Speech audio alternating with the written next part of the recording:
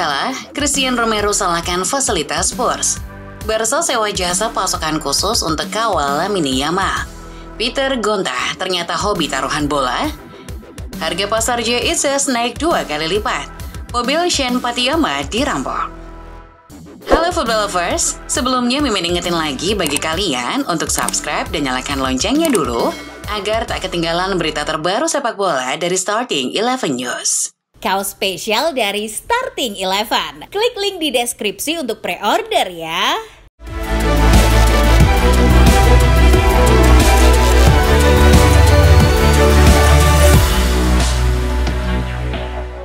Dari hasil Liga Inggris pekan keempat, Arsenal sukses keluar sebagai pemenang dalam laga panas derby London Utara melawan Tottenham Hotspur 1-0. Gol satu-satunya The Gunners dicetak oleh Gabriel di menit 64. Berkat hasil ini, pasukan Arteta sementara berada di posisi 2 Liga Inggris dengan 10 poin. Sementara itu, di laga lainnya, Newcastle berhasil mengemas 3 poin di markas Wolves setelah gol dari Harvey Barnes dan Fabian Schär membuat skor akhir laga menjadi 2-1. Hasil tersebut membuat The Magpies sementara nangkring di posisi 3 Liga Inggris dengan 10 poin.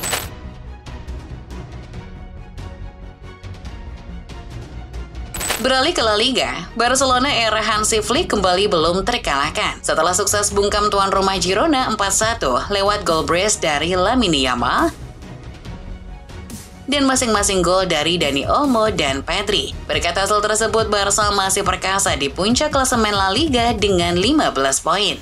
Sementara itu di Wanda Metropolitano, Atletico Madrid berhasil meraup 3 angka setelah mengandaskan tamunya Valencia 3-0. Pemain baru Los Colchoneros, Conor Gallagher, dan Julian Alvarez masing-masing menyumbang 1 gol debutnya di laga ini. Sementara gol lainnya datang dari Antoine Griezmann. Berkat hasil ini, pasukan Diego Simeone sementara bertengger di posisi 2 La Liga dengan 11 poin.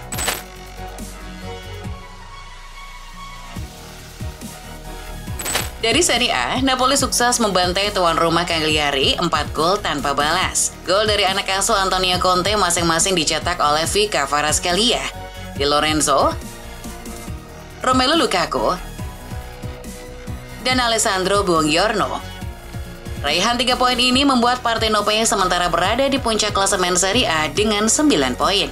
Di laga lainnya, Inter hanya bermain imbang menghadapi tuan rumah Monza.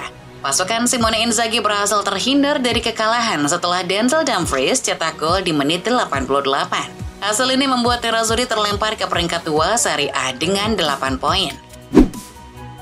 Dilansir dari The Sun, panasnya derby London Utara sudah nampak jelang laga bergulir, tepatnya di lorong stadion. Bukan perkelahian antar pemain, melainkan antara bocil pendamping para pemain. Peristiwa tersebut berawal dari para bocil pendamping dari Spurs bersiap untuk baris di lorong stadion. Mereka sempat mengulurkan tangannya ke para pemain Arsenal untuk tos dan berjabat tangan. Lalu beberapa saat kemudian, bocil pendamping dari Arsenal datang dan mendorong dan mengejek salah satu bocil pendamping dari Spurs tersebut. Namun entah mengapa bocil Spurs tersebut terlihat tak berani melawannya. Masih dari derby London Utara, dilansir dari The Sun, bek Spurs Christian Romero beralasan bahwa kekalahan timnya atas Arsenal disebabkan karena kurangnya fasilitas yang disediakan pihak Spurs kepada dirinya. Keluhan Romero itu berawal saat ia meretweet cuitan akun ex-reporter TV Argentina, Casan Edol, yang kurang lebih berisi tentang kelelahan para pemain Spurs. Romero mengaku bahwa pihak Spurs tidak menyediakan jet pribadi untuk membawanya pulang lebih cepat dari tugas internasionalnya di timnas Argentina. Kabar berikutnya datang dari pemain baru Arsenal, Raheem Sterling. Dilansir dari The Sun, jelang laga melawan Spurs, Sterling dibaptis terlebih dahulu di sebuah gereja baptis Karibia di kota London. Sterling terlihat diceburkan di tangki air oleh rohaniawan dan secara terbuka menyatakan imannya kepada Tuhan, serta berniat membersihkan diri dari dosa masa lalunya. Pemain berusia 29 tahun tersebut terlihat mengenakan gaun putih dan diiringi oleh jemaat yang menyanyikan lagu-lagu rohani. Beralih ke kabar dari Manchester City, dilansir dari Daily Mail, jelang sidang pertama dugaan 115 kasus yang menjerat City, para petinggi City seperti Siki Begiristain dan Ferran Soriano telah mengatakan kepada para pemain dan stafnya bahwa City akan menang dalam kasus ini. Mereka juga sudah memberitahu semua pemain dan staf untuk tetap tenang dan menjalani aktivitas seperti biasa. City optimis karena mereka yakin tidak ada satupun aturan yang dilanggar. Dari Inggris pindah ke kabar dari La Liga. Dilansir dari Gol, Kylian Mbappe mengaku memilih menghindar dari perdebatan kontroversial mengenai tugas penendang penalti utama Real Madrid. Meski secara arahan, Carlo Ancelotti sudah menyerahkan keputusan kepada para pemain di lapangan siapa yang siap untuk menendang penalti. Mbappe justru menekankan bahwa faktor yang terpenting adalah semua penalti dapat menghasilkan gol siapapun yang mengambilnya. Kabar berikutnya datang dari Barcelona. Dilansir dari Daily Sport, Dewan Direksi Barcelona telah bersikap bahwa mereka tidak ingin mempertaruhkan keselamatan Lamine Yamal begitu saja. Untuk membuat Lamine Yamal terjamin keamanannya, manajemen Blaugrana rela merogoh kocek untuk menyewa pasukan pengamanan pribadi untuk Lamine Yamal. Jadi mulai sekarang Yamal akan memiliki pengawal pribadi kemanapun ia pergi. Keluarga Yamal juga telah menyetujui tindakan pencegahan dari pihak Barca ini.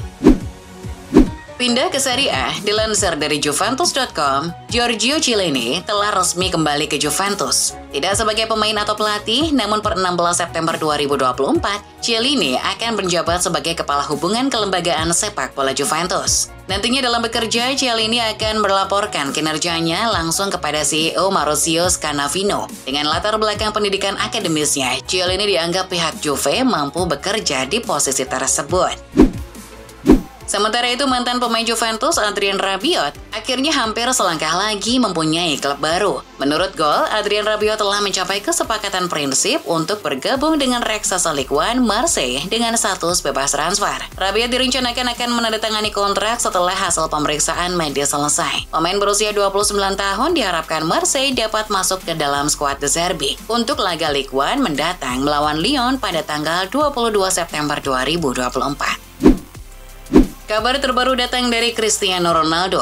Dilansir dari Gol, CR7 telah didiagnosis menderita infeksi virus penyakit pada hari Minggu, 15 September 2024, dan akan absen pada pertandingan pembuka Liga Champions Asia antara Al Nassr versus Al Shorta di Irak.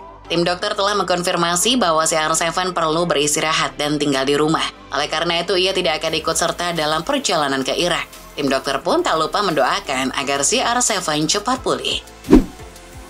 Beralih ke kabar dari sepak bola nasional, Peter Gonta yang mendadak dirujak warganet Indonesia, lalu juga disindir oleh anggota Exco PSSI Arya Sinulinga. Di akun Instagram pribadinya @arya.m.sinolingga, anak buah Erick Thohir tersebut sempat menyinggung sosok yang hobi taruhan bola. Jadi curiga, jangan-jangan ribut karena kesal kalah taruhan, tulis Arya di Instastory-nya.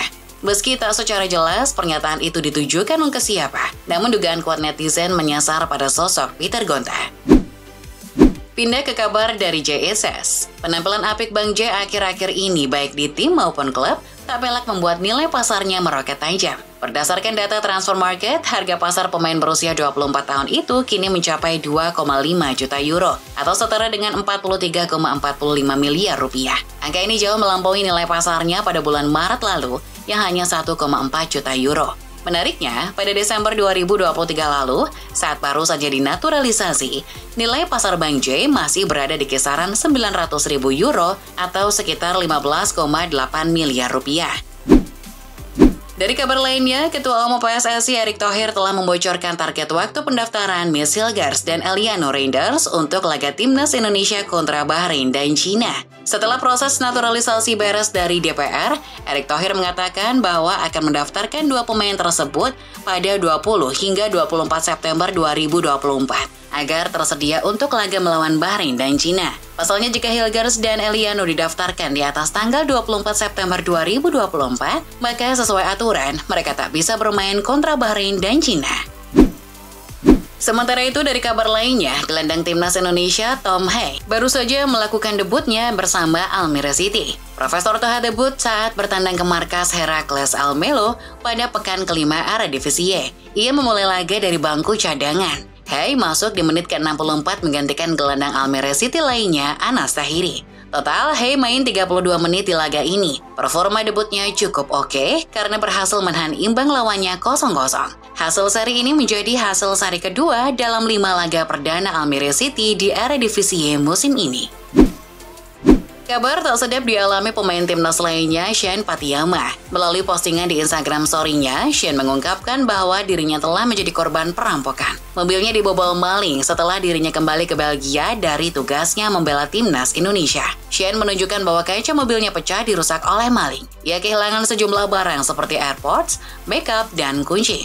Namun ia dalam kondisi baik-baik saja karena tak berada di dalam mobil saat kejadian berlangsung. Sean kini berharap agar pihak berwajib segera menemukan pelaku.